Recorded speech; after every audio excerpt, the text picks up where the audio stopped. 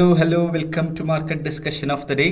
Today, August 29, 2025, Friday ആണ്, weekend ആണ്, month end ആണ് എന്നുള്ളതാണ് ഈ ദിവസത്തെ ഏറ്റവും വലിയ പ്രത്യേകത. ഒരുപാട് പ്രോഫിറ്റ് ബുക്കിംഗ് ഒക്കെ ഉണ്ടാവാനായിട്ട് പോസിബിലിറ്റി ഉള്ള ദിവസമാണ് എന്നുള്ളൊരു കാര്യം നമ്മൾ മറക്കാതിരിക്കുക. Okay, so coming to market discussion, coming to fundamental sides. നമ്മൾ എല്ലാ ദിവസത്തെയും പോലെ ഫണ്ടമെന്റൽ സൈഡിലോട്ട് വരുമ്പോൾ ഇന്നലെ നമുക്ക് GDP അനൗൺസ്മെന്റ് ഉണ്ടായിരുന്നു. US നിന്ന് ന്യൂസ് വന്നു. US എക്കണോമിക്ക് പോസിറ്റീവായിട്ടുള്ളൊരു ന്യൂസാണ് വന്നത്. പക്ഷേ വലിയൊരു ചേഞ്ച് ഒന്നും ഉണ്ടായിട്ടില്ല. ഓക്കെ, സോ നമുക്ക് പ്രീവിയസ് വന്നിട്ടുള്ള 3%, ഫോർകാസ്റ്റ് 3%, ആക്ച്വലി വന്നപ്പോൾ 3.3% വരുന്നു. സോ ഇതിനകത്ത് എങ്ങനെ ഗോൾഡിൽ റിയാക്ട് ചെയ്തു എന്നുള്ളൊരു കാര്യം നിങ്ങളൊന്ന് മനസ്സിലാക്കുക. Okay, so initial reaction, news വന്നപ്പോൾ ഉള്ള റിയാക്ഷൻ 3404 നിൽക്കുന്ന ക്യാൻഡിൽ 3394 വരെ പോയിട്ട്, അതായത് ഇനിഷ്യലി US എക്കണോമിക്ക് നല്ല ഒരു ന്യൂസ് വന്നപ്പോൾ എന്ത് സംഭവിച്ചു? അതിന് എഗെയിൻസ്റ്റ് നിൽക്കുന്ന ഗോൾഡ്, യൂറോ, GBP അതൊക്കെ ജസ്റ്റ് ഒന്ന് താഴോട്ട് പോവുകയും വലിയ മാറ്റമൊന്നും ഇല്ലാത്തത് കൊണ്ടിട്ട് തന്നെ മാർക്കറ്റിൻ്റെ ആ ഒരു ദിശ എന്ന് പറയുന്നത് അപ് ട്രെൻഡ് ആയിരുന്നു അല്ലേ. അത് വീണ്ടും പിന്നീട് അപ് ട്രെൻഡ് പിടിച്ചു മുകളിലോട്ട് പോയി 3422 വരെ മാർക്കറ്റ് പോയി എന്നുള്ളൊരു കാര്യം നമുക്ക് മനസ്സിലാക്കാം. ഓക്കെ, സോ അതാണ് ഇന്നലെ ഈ ഒരു പർട്ടിക്കുലർ ന്യൂസ് വന്നപ്പോൾ സംഭവിച്ചത്. ഓക്കെ, സോ നമുക്കൊന്നും പറയാനായിട്ട് സാധിക്കില്ല. അതുകൊണ്ടിട്ടാണ് മാർക്കറ്റിൽ നിന്ന് മാറി നിൽക്കണം എന്നുള്ളൊരു കാര്യം നമ്മൾ എടുത്ത് ഓർമ്മിപ്പിച്ച് തരുന്നത്. ഓക്കെ, സോ അതാണ് ഇന്നലെ GDP അനൗൺസ്മെൻറ്റിന് വന്നത്. പക്ഷേ അതിന് മുന്നേ ആയിട്ട് ഒരു യൂറോ സോണിൽ നിന്ന് ഒരു ന്യൂസ് വന്നിട്ടുണ്ടായിരുന്നു. യൂറോ സോണിൽ നിന്ന് കൺസ്യൂമർ പ്രൈസ് എക്സ്പെക്റ്റേഷൻ ആയിരുന്നു വന്നത്. സോ അതും എന്താ പറയുക, അതായത് കഴിഞ്ഞ പ്രീവിയസിനെ വെച്ച് നോക്കാൻ നേരത്ത് കുറച്ചുകൂടെ ബെറ്റർ ആയിട്ടുള്ളൊരു ന്യൂസാണ് യൂറോ സോണിൽ നിന്ന് വന്നത്. Okay, so initial jobless claim വന്നിട്ടുണ്ടായിരുന്നു. അത് കുറച്ച് എന്താ പറയുക, 229K ആണ് ആക്ച്വലി ഇനിഷ്യൽ ജോബ്ലെസ് ക്ലെയിം വന്നത് എന്നുള്ളൊരു കാര്യം മനസ്സിലാക്കുക. ഇന്ന് രാവിലെ ജപ്പാനിൽ നിന്ന് റീറ്റെയിൽ സെയിൽസ് വന്നിട്ടുണ്ടായിരുന്നു. -1.6% ആയിരുന്നു വന്നത്. സോ കഴിഞ്ഞ വട്ടം 0.9% ആയിരുന്നു. എക്സ്പെക്ട് ചെയ്തത് -0.3% ആണെങ്കിൽ റീറ്റെയിൽ സെയിൽസ് വളരെയധികം താഴോട്ട് പോയി എന്നുള്ളൊരു കാര്യം മനസ്സിലാക്കുക. സോ അതുകൊണ്ട് തന്നെ ജപ്പാൻ JPY ഒന്നും കൂടെ താഴോട്ട് റീട്രേസ് ചെയ്ത് പോകാനായിട്ടുള്ള പോസിബിലിറ്റി വളരെ കൂടുതലാണ്. സോ ഇന്ന് ഉച്ചയ്ക്ക് 1:30 മണിക്ക് ഒരു കോർസ് PCE പ്രൈസ് ഇൻഡെക്സ് എന്ന് പറയുന്നൊരു ന്യൂസ് വരുന്നുണ്ട്. സോ ആ സമയത്ത് ഒരു വോളറ്റാലിറ്റി ഉണ്ടാക്കും എന്നല്ലാതെ ഒരു ഡയറക്ഷണൽ ചേഞ്ച് ഒന്നും ഉണ്ടാക്കില്ല എന്നും കൂടെ ഉള്ളൊരു കാര്യം മനസ്സിലാക്കുക. അൺലെസ് പൊളിറ്റിക്കൽ സൈഡിൽ നിന്നുള്ളൊരു ന്യൂസ് വളരെ ഇമ്പോർട്ടൻ്റ് ആയിട്ട് കൺസിഡർ ചെയ്യേണ്ട കാര്യം. സോ ഇന്നലെ ഞാൻ പറഞ്ഞിട്ടുണ്ടായിരുന്നു, റഷ്യ ഉക്രൈൻ വാറിനെ സംബന്ധിച്ച് പല മീറ്റിംഗ്സ് നടക്കുന്നുണ്ട്. മെനഞ്ഞാന്ന് എന്താ പറയുക, സൗദിയിൽ മീറ്റിംഗ് ഉണ്ടായിരുന്നു, ഇന്നലെ സ്വിറ്റ്സർലാൻഡിൽ മീറ്റിംഗ് ഉണ്ടായിരുന്നു, ഇന്ന് വാഷിങ്ടണിൽ മീറ്റിംഗ് നടക്കുന്നു. സോ അതിനെ ബന്ധപ്പെട്ടിട്ടുള്ള എന്തെങ്കിലും ഒരു ന്യൂസ് ഇന്ന് വരുമോ നാളെ വരുമോ എന്നൊന്നും അറിയില്ല. നാളെ US പ്രസിഡന്റും റഷ്യൻ പ്രസിഡന്റുമായിട്ടുള്ള ഫോൺ കോള് എക്സ്പെക്റ്റ് ചെയ്യുന്നുണ്ട്. ഓക്കെ, സോ അങ്ങനെ കുറേ കാര്യങ്ങൾ നടക്കുന്നുണ്ട്. അപ്പോൾ അതിൻ്റെ ഒരു അനൗൺസ്മെൻറ്റ് എന്നുള്ള രീതിയിൽ എന്നാണ് ആ അനൗൺസ്മെൻറ്റ് വരുന്നത് എന്നറിയില്ല. ചിലപ്പം എന്താ പറയുക, വാർ അവസാനിച്ചു എന്നുള്ളൊരു ന്യൂസ് നമുക്ക് കേൾക്കാം, ഇല്ലെങ്കിൽ എന്താ പറയുക, വാർ നീണ്ടു നിൽക്കും എന്നുള്ളൊരു ന്യൂസ് നമുക്ക് കേൾക്കാം, ഇല്ലെങ്കിൽ ആയുധങ്ങൾ പ്രൊവൈഡ് ചെയ്യും, ഇന്ന കൺട്രീസ് നാറ്റോ സഖ്യങ്ങൾ ആയുധങ്ങൾ പ്രൊവൈഡ് ചെയ്യും എന്നുള്ളൊരു ന്യൂസ് നമുക്ക് കേൾക്കാം. എന്ത് വേണമെങ്കിലും കേൾക്കാം. അതുകൊണ്ടിട്ട് സ്റ്റോപ്പ് ലോസ് ഇല്ലാതെ കച്ചവടം ചെയ്യാതിരിക്കാം. Okay, so coming to technical side, നമുക്ക് ടെക്നിക്കൽ സൈഡിലോട്ട് പോകുമ്പോൾ ഫസ്റ്റ് ഓഫ് ഓൾ നമ്മൾ JPY, നമുക്ക് അടുത്ത ആഴ്ചത്തെ ന്യൂസിനെ കുറിച്ച് നമുക്ക് അടുത്ത തിങ്കളാഴ്ച സംസാരിക്കുന്നതായിരിക്കും ബെറ്റർ. അടുത്ത തിങ്കളാഴ്ച US അവധിയാണെന്നുള്ളൊരു കാര്യം കൂടെ മനസ്സിലാക്കുക. ജസ്റ്റ് ഞാനൊരു ഔട്ട്ലൈൻ ജസ്റ്റ് ഒന്ന് ഓടിച്ച് അടുത്ത ആഴ്ചത്തെ ന്യൂസും കൂടെ ജസ്റ്റ് ഒന്ന് പറഞ്ഞു പോകാം. കാരണം അടുത്ത തിങ്കളാഴ്ച നമുക്കൊരു ഇതുണ്ടാവണമല്ലോ, ലേബർ ഡേ ആണ് US-ന്. ഓക്കെ, സോ വളരെ ചെറിയ മൂവ്മെൻ്റ് ആയിരിക്കും മാർക്കറ്റിൽ ഉണ്ടാവുക. US മാർക്കറ്റ് അവധിയായിരിക്കും, പക്ഷേ ചെറിയൊരു മൂവ്മെൻറ്റ് ഉണ്ടാവും എന്നുള്ളൊരു കാര്യമാണ് എനിക്ക് പറയാനായിട്ടുള്ളത്. ഓക്കെ, സോ ചൊവ്വാഴ്ച ISM മാനുഫാക്ചറിങ് PMI ഉണ്ട്. ഓക്കെ, ബുധനാഴ്ച നമുക്ക് എന്താ പറയുക, ബുധനാഴ്ച ജോൾഡ് ജോബ് ഓപ്പണിംഗ് ഉണ്ട് 3 മണിക്ക്. വലിയ ഇമ്പോർട്ടൻ്റ് ആയിട്ടുള്ള ന്യൂസുകളൊന്നും അല്ല ഇതൊന്നും കേട്ടോ. ADP നോൺ ഫാം പേറോൾ ഉണ്ട് വ്യാഴാഴ്ച. പിന്നെ വ്യാഴാഴ്ച ഇനിഷ്യൽ ജോബ്ലെസ് ക്ലെയിം ഉണ്ട്. ISM manufacturing non manufacturing PMI ഉണ്ട്. ക്രൂഡ് ഓയിൽ സ്റ്റോക്ക് ചെയിൻ ഉണ്ട് വ്യാഴാഴ്ച. അപ്പോൾ വലിയ രീതിയിലുള്ള ഡയറക്ഷണൽ ചേഞ്ച് ഒന്നും ഉണ്ടാക്കാൻ പറ്റുന്ന ന്യൂസുകളൊന്നും തന്നെ ഇല്ല until Friday. Okay, Friday non farm payroll ആണ്. അറിയാം എന്താണ്, മാറി നിൽക്കണം. അല്ലേ? സോ അടുത്ത ഫ്രൈഡേ ഒഴിച്ച് ബാക്കി എല്ലാ ദിവസങ്ങളിലും നമുക്ക് ടെക്നിക്കൽ ഫോളോ ചെയ്ത് മുന്നോട്ട് പോവുകയും ചെയ്യാം. ഓക്കെ, സോ നമുക്ക് എന്തായാലും അടുത്ത ആഴ്ച ഡീറ്റെയിൽ ആയിട്ട് ന്യൂസുകളെ കുറിച്ചും സംസാരിക്കാം, അല്ലെങ്കിൽ എക്കണോമിക് കലണ്ടർ ബേസ് ചെയ്തിട്ടുള്ള ന്യൂസുകളെ കുറിച്ച് സംസാരിക്കാം. നമുക്ക് എപ്പോഴും നമ്മൾ പൊളിറ്റിക്കൽ സൈഡിൽ ഒരു കണ്ണുണ്ടാവണം. പൊളിറ്റിക്കൽ സൈഡിൽ എന്താണ് ന്യൂസ് വരുന്നതെന്നുള്ളൊരു കാര്യത്തിനെ കുറിച്ച് ഒരു ഐഡിയ നമുക്ക് ഉണ്ടായിരിക്കണം എന്നുള്ളൊരു കാര്യം കൂടെ ഞാൻ എടുത്ത് ഓർമ്മിപ്പിച്ച് പോവുകയാണ്. Okay, so first of all നമ്മൾ JPY വരുമ്പം JPY 147.110 എന്ന് പറയുന്ന റേഞ്ചിൽ നിൽക്കുന്നു. 147 എന്നുള്ള ബൈ ഞാനിപ്പോൾ റെക്കമെൻഡ് ചെയ്യുന്നില്ല. കാരണം റീറ്റെയിൽ സെയിൽസ് വന്നു വളരെ നെഗറ്റീവായിട്ടാണ് US ഡോളറിനെ അഫക്റ്റ് ചെയ്തിട്ടുള്ളത്. അതുകൊണ്ടിട്ട് തന്നെ നിങ്ങൾ മനസ്സിലാക്കേണ്ട കാര്യം, USD JPY എന്ന് പറയുന്നത് US ഡോളറിന് എന്താ പറയുക, US ഡോളറുമായിട്ട് ഒരേപോലെ നിൽക്കുന്നു. US ഡോളറിൻ്റെ ദിശ ഏതാണോ അതാണ് USD JPYയുടെയും ദിശ. ഓക്കെ, പക്ഷെ നേരെ മറിച്ച് യൂറോയും GBPയും US ഡോളറിന് എഗെയിൻസ്റ്റ് ആയിട്ടാണ് നിൽക്കുന്നത്. ഓക്കെ, സോ ബേസിക്കലി JPYയുടെ റീറ്റെയിൽ സെയിൽസ് വന്നിട്ടുണ്ടായിരുന്നു, അതുകൊണ്ടിട്ട് അത് നെഗറ്റീവായിട്ട് വന്നു. അതുകൊണ്ടിട്ട് 146 വരെ ഈ വട്ടം നമ്മൾ എക്സ്പെക്റ്റ് ചെയ്യുന്നുണ്ട്. 146 എന്നുള്ള ബൈ 145.40 അവിടെ സ്റ്റോപ്പ് ലോസ് 148 വരെ വേണമെങ്കിലും നമുക്ക് ടേക്ക് പ്രോഫിറ്റ് എക്സ്പെക്ട് ചെയ്യാം.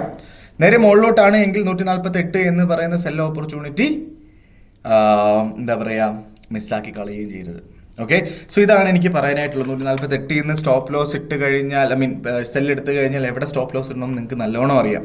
ഓക്കെ, അപ്പോൾ രണ്ടാമത്തത് നമുക്ക് നേരെ യൂറോയിലോട്ട് വരുമ്പോൾ യൂറോ 1.16610 നിൽക്കുന്നു.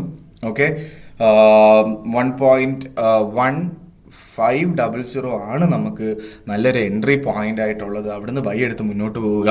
അങ്ങനെ ബൈ എടുക്കുന്ന ആൾക്കാർ 1.1800 നമുക്ക് ആ ഒരു റേഞ്ച് 1.1500 അവിടുന്ന് 1.1800 വരെയാണ് റേഞ്ച്. 1.1800 അവിടുന്ന് നമുക്ക് സെല്ല് വേണമെങ്കിലും ചെയ്ത് പോകാം എന്നുള്ളൊരു കാര്യം കൂടെ മനസ്സിലാക്കുക. ഓക്കെ, സ്റ്റോപ്പ് ലോസ് വേണം കേട്ടോ, എല്ലാത്തിനും സ്റ്റോപ്പ് ലോസ് വേണം എന്നുള്ള ആൾക്കാർക്ക് 1.1600 ബൈയും ചെയ്ത് പോവുകയും ചെയ്യാം. പക്ഷേ ഒരൊറ്റ പോയിന്റ് എന്ന് വെച്ചാൽ ഈ പൊളിറ്റിക്കൽ സൈഡിൽ നിന്നുള്ള ന്യൂസുകളെ കുറിച്ചുള്ള കാര്യങ്ങളാണ്. ഓക്കെ, സോ അത് എന്തെങ്കിലും ഒരു തീരുമാനമോ എന്തെങ്കിലും ഒരു പ്രഖ്യാപനമോ, റഷ്യ ഉക്രൈൻ വാർ അതിൻ്റെ മീറ്റിംഗ് നടക്കുന്നുണ്ട്, സോ അത് എന്തെങ്കിലും ഒരു കാര്യം വന്നു കഴിഞ്ഞാൽ അത് യൂറോനെ ഡയറക്റ്റ്ലി അഫക്റ്റ് ചെയ്യും എന്നുള്ളൊരു കാര്യം മനസ്സിലാക്കുക. അതിൻ്റെ കൂടെ തന്നെ ഫ്രാൻസിൽ നടക്കുന്ന ഒരുപാട് പൊളിറ്റിക്കൽ ഇഷ്യൂസ് നടക്കുന്നുണ്ട്. സോ അതിനെക്കുറിച്ചും കൂടെ അപ്ഡേറ്റഡ് ആയിട്ടിരിക്കുക. അവിടുത്തെ ഭരണം റിലേറ്റഡ് ആയിട്ടുള്ള കുറേ പ്രശ്നങ്ങൾ നടക്കുന്നത്, അത് നിങ്ങൾ തന്നെ നോക്കിക്കാണുക, എന്താണെന്ന് മനസ്സിലാക്കുക. അതും ഉറപ്പായിട്ടും യൂറോനെ ഡയറക്റ്റ്ലി അഫക്റ്റ് ചെയ്യുന്ന കാര്യങ്ങളാണ്. സോ നേരെ നമ്മളുടെ GBPയിലോട്ട് വരുമ്പം GBP ഇന്നലെ 1.3500 മുകളിലായിട്ടായിരുന്നു മാർക്കറ്റ് എല്ലാ ടൈമിങ്ങിലും ഉണ്ടായിട്ടുള്ളത്. പക്ഷേ ഇന്ന് നമുക്ക് നോക്കാൻ നേരത്ത് ഇപ്പോൾ യൂറോപ്പ് മാർക്കറ്റ് ഓപ്പൺ ആയ സമയത്ത് 1.3500 താഴെയാണ് സ്റ്റാർട്ട് ചെയ്തത്. ക്യാൻഡിൽ എക്സ്പെക്ട് ചെയ്യുന്നുണ്ടോ ഇല്ലയോ എന്ന് വെച്ചാൽ എനിക്കറിയില്ല, സത്യം പറഞ്ഞു കഴിഞ്ഞാൽ. വെയിറ്റ് ചെയ്യുക എന്നുള്ളതാണ്. നേരെ താഴെ കിട്ടിയ 1.3400 അവിടെ കിട്ടിയാൽ അവിടുന്ന് ബൈ ചെയ്ത് മുന്നോട്ട് പോവുക. ഏത് നമ്മളുടെ GBP. ഓക്കെ, സോ ഇതാണ് എനിക്ക് GBPയിൽ പറഞ്ഞു പോകാനായിട്ടുള്ളത്. GBPയിൽ സെല്ലില്ല, GBPയിൽ ബൈ മാത്രമേ ഉള്ളൂ. സേഫ് ആയിട്ടുള്ള എൻട്രി 1.3300 ആണ്. പക്ഷേ 1.3400 അവിടെ നിന്നുള്ള ബൈ എൻട്രിയും നമുക്ക് വലിയ കുഴപ്പമില്ലാതെ എടുത്തു പോകാൻ പറ്റുന്ന ഒരു എൻട്രി കൂടെയാണ്. ഓക്കെ, നേരെ നമ്മളുടെ ഗോൾഡിലോട്ട് വരുമ്പോൾ 3409 എന്ന് പറയുന്ന റേഞ്ചിൽ നിൽക്കുന്നു. 3409. ഇവിടുന്ന് എങ്ങോട്ട് എന്ന് ചോദിച്ചാൽ അപ് ട്രെൻഡ് തന്നെയാണ്. നമുക്ക് ആ റേഞ്ച് അടിസ്ഥാനമാക്കി തന്നെ മാർക്കറ്റ് മൂവ് ചെയ്യും. അൺടിൽ ആൻഡ് അൺലെസ് ഒരു പൊളിറ്റിക്കൽ സൈഡിൽ നിന്നൊരു ന്യൂസ് വരാതിരുന്നു കഴിഞ്ഞാൽ ഉറപ്പായിട്ടും ന്യൂസ് എക്സ്പെക്ട് ചെയ്യുന്നുണ്ട് കേട്ടോ. നമ്മുടെ റഷ്യ ഉക്രൈൻ വാറിനെ സംബന്ധിക്കുന്ന പല ന്യൂസുകളും എക്സ്പെക്ട് ചെയ്യുന്നുണ്ട്. സോ അത് എന്തെങ്കിലും ന്യൂസ് വന്നു കഴിഞ്ഞാൽ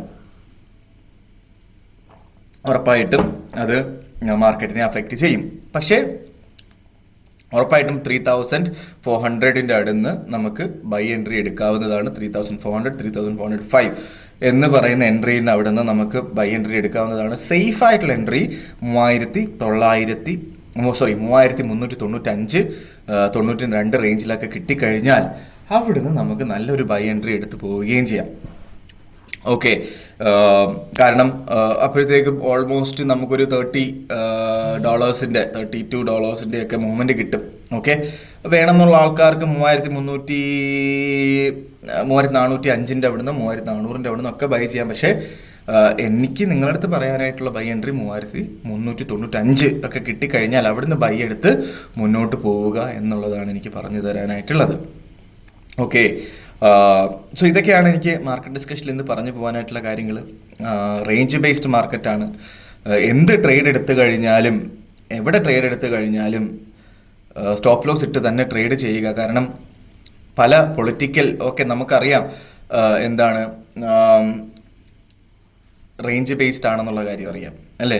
നമുക്കറിയാം മാർക്കറ്റിന് വലിയ മൂവ്മെൻ്റ് ഇല്ല എന്നുള്ളൊരു കാര്യം അറിയാം. പക്ഷേ പൊളിറ്റിക്കൽ സൈഡിൽ നിന്ന് എന്തെങ്കിലും ഒരു ന്യൂസ് വന്നു കഴിഞ്ഞാൽ അത് പണി പാളും. അതുകൊണ്ടിട്ട് സ്റ്റോപ്പ് ലോസ് ഇട്ട് തന്നെ ചെയ്യുക, വൈഡനായിട്ട് ഇടുക എന്നുള്ളൊരു കാര്യമാണ് എനിക്ക് പറഞ്ഞു പോകാനായിട്ടുള്ളത്. ഞാൻ ഏറ്റവും ലാസ്റ്റ് ഞാൻ ഇന്നത്തെ മാർക്കറ്റ് ഡിസ്കഷൻ തീരുന്നതിന് മുന്നേ ആയിട്ട് എനിക്ക് പറയാനായിട്ടുള്ള കാര്യം എന്താണെന്ന് വെച്ച് കഴിഞ്ഞാൽ, നമ്മളുടെ അടുത്ത batch free forex trading batch അടുത്ത ആഴ്ച സ്റ്റാർട്ട് ചെയ്യുന്നുണ്ട്. അടുത്ത സെപ്റ്റംബർ 1 തീയതി സ്റ്റാർട്ട് ചെയ്യുന്നുണ്ട്. ഫോറക്സ് ട്രേഡിംഗ് ഫ്രീ ആയിട്ട് പഠിക്കണം എന്നുള്ള എല്ലാ ആൾക്കാർക്കും എൻ്റെ ഡിസ്ക്രിപ്ഷനിൽ നമ്പർ ഉണ്ടാവും. എനിക്ക് മെസ്സേജ് അയച്ചു കഴിഞ്ഞാൽ ബാക്കി കാര്യങ്ങൾ ഞാൻ കോർഡിനേറ്റ് ചെയ്യുന്നതായിരിക്കും എന്ന് വീണ്ടും എടുത്ത് ഓർമ്മിപ്പിച്ചു പോവുകയാണ്. അതിൻ്റെ കൂടെ തന്നെ രാത്രി ഇന്ത്യൻ ടൈമിംഗ് 7:30 മണിക്കും 10:30 മണിക്കുമായിട്ടാണ് ഈ ഒരു ബാച്ച് സ്റ്റാർട്ട് ചെയ്യുന്നത്. നിങ്ങൾ ആ ഒരു സമയത്ത് ഫ്രീ ആയിട്ടുണ്ടെങ്കിൽ ഉറപ്പായിട്ടും എൻ്റെ ഡിസ്ക്രിപ്ഷനിൽ നമ്പർ ഉണ്ടാവും. എനിക്ക് മെസ്സേജ് അയച്ചു കഴിഞ്ഞാൽ ബാക്കി കാര്യങ്ങൾ ഞാൻ കോർഡിനേറ്റ് ചെയ്യുന്നതായിരിക്കും. ഓക്കെ, അതിൻ്റെ കൂടെ തന്നെ നിങ്ങൾ ആരെങ്കിലുമൊക്കെ പുതിയൊരു നല്ലൊരു ബ്രോക്കർ നോക്കുന്നുണ്ടെങ്കിൽ, ഞാൻ യൂസ് ചെയ്യുന്ന ബ്രോക്കർ സ്റ്റാർ ട്രേഡർ എന്ന് പറഞ്ഞൊരു ബ്രോക്കറാണ്. നമ്മൾ നോക്കേണ്ട ഒരു ബ്രോക്കർ ചൂസ് ചെയ്യുന്ന നേരത്തെ ഏറ്റവും ഇമ്പോർട്ടൻ്റ് ആയിട്ട് നോക്കേണ്ടത് എന്താ വെച്ചാൽ ആ ബ്രോക്കർ റെഗുലേറ്റഡ് ആണോ എന്നുള്ളതാണ്. സ്റ്റാർ ട്രേഡറിനെ സംബന്ധിച്ചിടത്തോളം അത് UAE based regulation, UK based regulation, അതേപോലെ ഓസ്ട്രേലിയ, സൗത്ത് ആഫ്രിക്ക എല്ലായിടത്തും റെഗുലേറ്റഡ് ആണ്. അതിൻ്റെ കൂടെ തന്നെ $100,000 വരെ ഇവിടെ ഇൻഷുർഡും ആണെന്നുള്ളൊരു കാര്യം മനസ്സിലാക്കുക. ലോയിഡ്സ് ബാങ്ക് എന്ന് പറഞ്ഞിട്ട് UK നമ്പർ 1 ബാങ്കാണ് ഇവരെ ഇൻഷുർ ചെയ്യുന്നത്. ഓക്കെ, സോ അതിൻ്റെ കൂടെ നമുക്ക് ടൈറ്റ് സ്പ്രെഡും 14 ദിവസത്തേക്ക് സ്വാപ്പ് ഫ്രീ അക്കൗണ്ടും പ്രൊവൈഡ് ചെയ്യുന്നുണ്ട്. നല്ല ബോണസും അവർ തരുന്നുണ്ട്. ഓക്കെ, സോ ഇതാണ് എനിക്ക് ആക്ച്വലി ഇന്നത്തെ മാർക്കറ്റ് ഡിസ്കഷനിൽ പറയാനായിട്ടുള്ളത്. പല ആൾക്കാരും ഗോൾഡിൽ സ്ട്രഗിൾ ചെയ്യുന്നതായിട്ട് എനിക്ക് മെസ്സേജ് അയക്കുന്നുണ്ട്, വിളിച്ച് പറയുന്നുണ്ട്. ഞാൻ നിങ്ങളുടെ ചോദ്യം, ഗോൾഡിൽ സ്ട്രഗിൾ ചെയ്യാണ്, ഗോൾഡിൽ നിങ്ങൾ നല്ല രീതിയിൽ പ്രോഫിറ്റ് ഉണ്ടാക്കുന്നില്ല എങ്കിൽ പിന്നെയും എന്തിനാണ് ഗോൾഡിൽ ട്രേഡ് ചെയ്യുന്നത് എന്നുള്ളതാണ് എൻ്റെ ചോദ്യം. ഓക്കെ, നല്ല ഒരുപാട് കാര്യങ്ങൾ നിങ്ങൾ JPY ട്രേഡ് ചെയ്യും. JPY ഞാൻ കഴിഞ്ഞ ഓൾമോസ്റ്റ് 10 ഓപ്പർച്യൂണിറ്റിയിൽ ഒരു 1-2 സ്റ്റോപ്പ് ലോസ് അടിച്ച് പോയിട്ടുള്ളത്. ഓക്കെ, ബാക്കി എല്ലാ ഓപ്പർച്യൂണിറ്റിയും നമുക്ക് കിട്ടി. ഈ ആഴ്ച 3 ഓപ്പർച്യൂണിറ്റി നമുക്ക് JPYയിൽ പ്രോപ്പറായിട്ട് കിട്ടി എന്നുള്ളൊരു കാര്യം മനസ്സിലാക്കുക.